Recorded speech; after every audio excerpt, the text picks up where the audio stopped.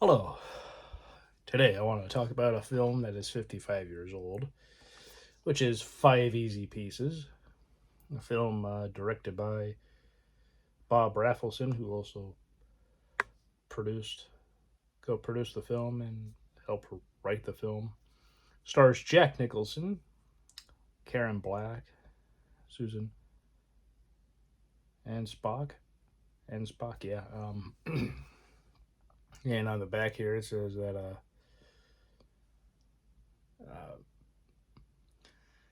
uh, Jack Nicholson plays Bobby Dupas, uh, shiftless 30 something oil rigger and former piano prodigy who is immune to any sense of responsibility, returns to his upper middle class childhood home.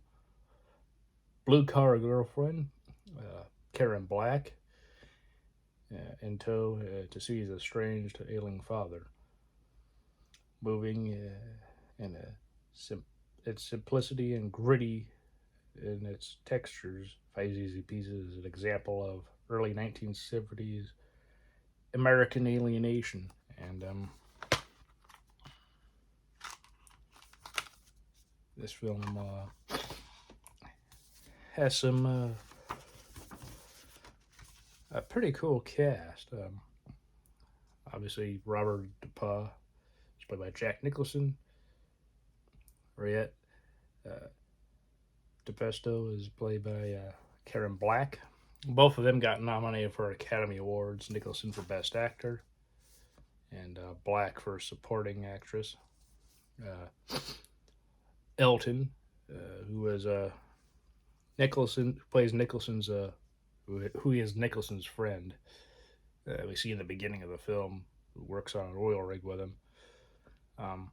Is played by Billy Greenbush, green in quotes, who's with a woman named Stoney, played by Fanny Flagg.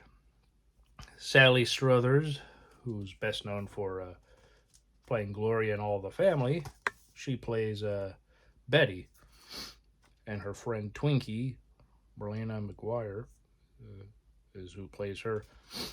She they meet him Nicholson at the bowling alley one night, and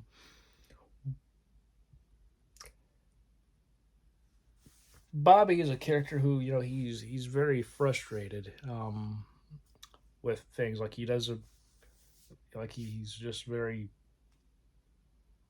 unhappy, and as he puts it in the film, he moves place to place because he doesn't want to be somewhere too long, because if he does, things get bad, and he doesn't want to be around anything bad, and so he just keeps moving around.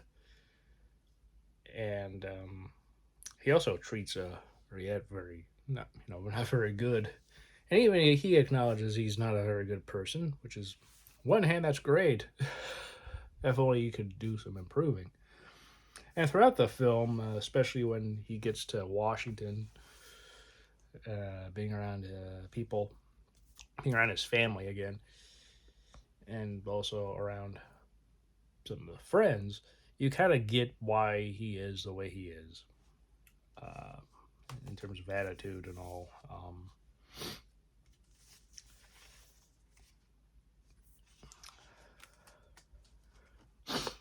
Tony Basil and Elna Kelanotis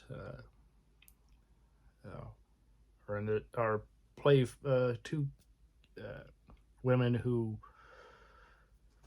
uh, as they're going to Washington, they pick these two up after their car got in a wreck,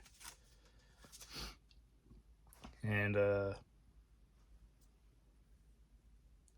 yeah, we see yeah, his father is very he's not speaking because he had two strokes, and he's in a wheelchair. Um, Robert's brother Carl is dating a woman named Catherine, played by Susan Ansbach, and you know, Bobby, he and Betty have an affair, and then he then sleeps with uh, Catherine, um, you know, the woman that will no doubt marry his brother Carl. Um, Lois Smith plays Perdita DuPas, his sister. She seems to be the only one in the family whom he really, really loves because he kind of makes fun of his brother Carl. And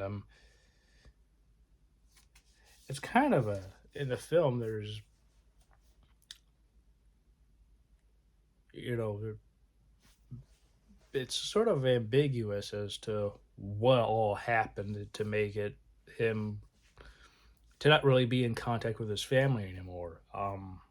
From watching the behind the scenes, like the making of this film, as well as doing some research online. In early drafts, it was supposed to open up with the funeral of the mother,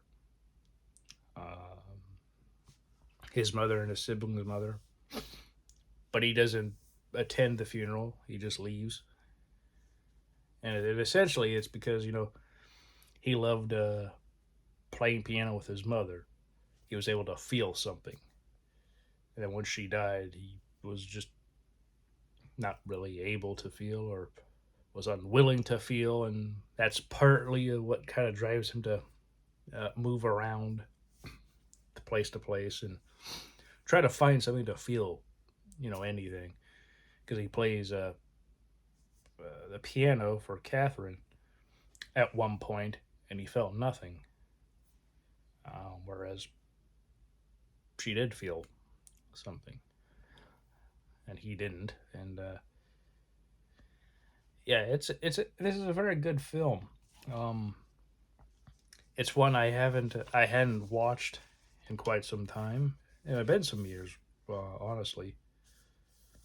And here is a image at the end of the film with him and his father. And I don't want to really say too much, but he goes to talk with him, but of course it's only like one half of a conversation because his dad isn't speaking. He's not able to speak, so it's like he's trying to imagine what his dad would say. And yeah, it's a very interesting film. And apparently, this film came about in terms of the idea of it from kind of working on Easy Rider and Nicholson and Fonda and I believe Dennis Hopper. They were all doing another film before, which now that I'm trying to think of it, that the name escaped me. But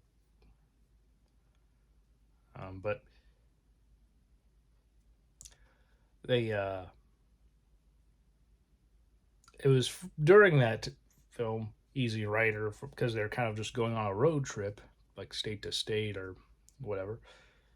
That was kind of a catalyst for the creation of Easy Rider, and then from there, making that film and some other stuff. Rafelson also made a film called Head that he co-wrote with Nicholson, which I have not watched, but I know I know Nicholson has a cameo in it. And the Monkees, I believe. That's a Monkees film. The band, in case anybody doesn't know who the Monkees are, they're a band that were very popular in the '60s. And they had their own TV show, which I believe I saw Rafelson uh, directed some episodes and wrote for that show, and I think he even produced it. And another thing Rafelson did was he produced the Last Picture Show, which I have not seen it in quite some time, but yeah.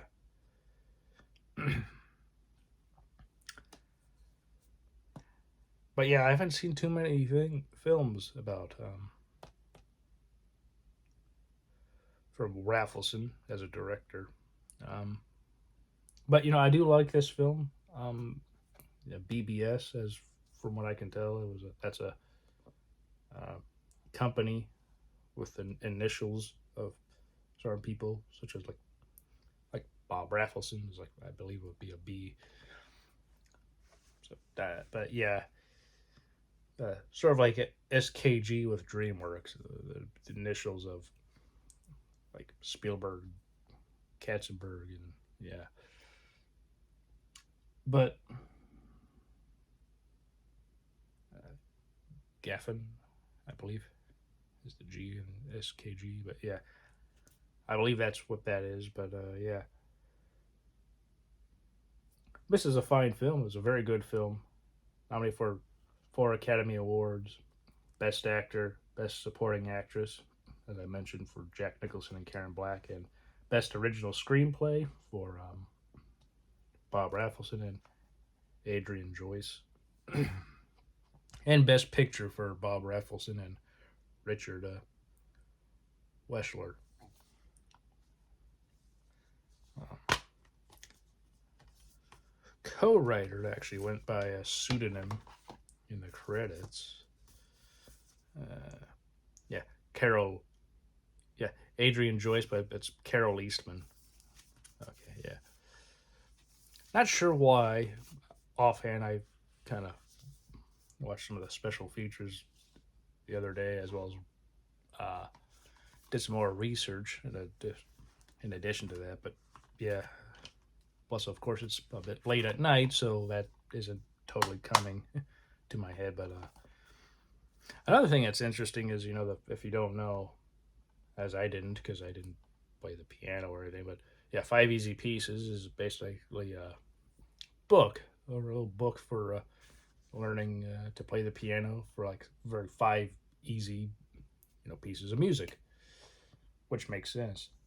And you see in the film, uh, you know, he gets onto this truck in a traffic jam. We see he's not very happy with his life, and not particularly happy with the work he's doing on an oil rig, and then coming home and Ried is listening to the same kind of songs and singing and this and that. He's just kind of, you know, just unhappy with things. And he gets onto this truck to try to see, how far the traffic jam is to try to estimate how long um, it will be to uh,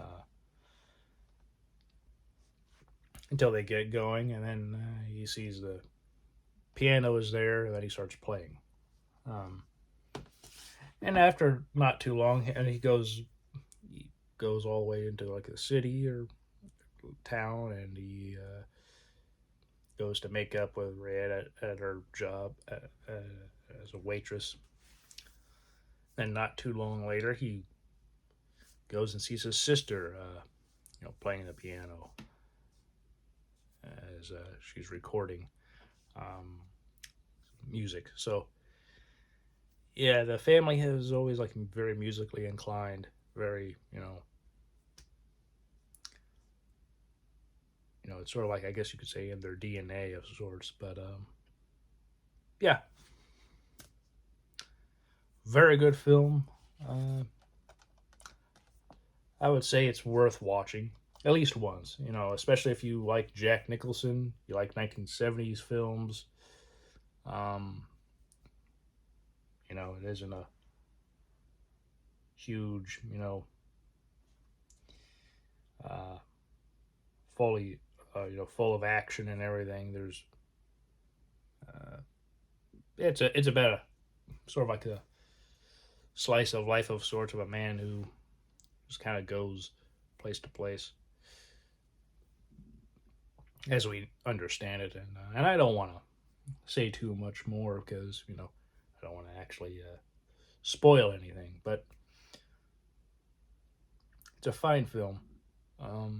Very good film. But yeah, this and Easy Rider and some other movies were together, like Head.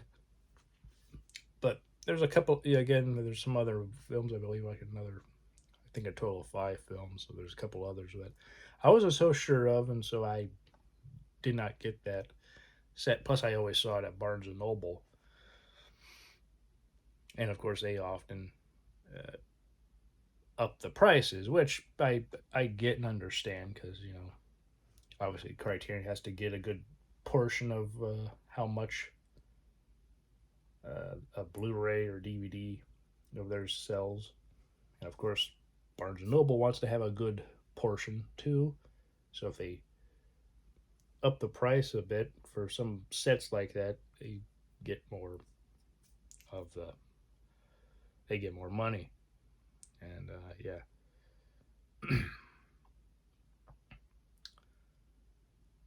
So yeah, this Blu-ray I've had since for like actually I've had this for 10 years because this came out in 2015.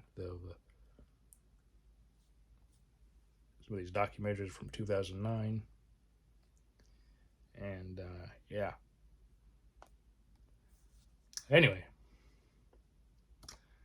I hope this is was something of interest, and I just really wanted to watch this again and kind of just give my thoughts because I never did that before, and I'm glad I did. It's this is a very good film.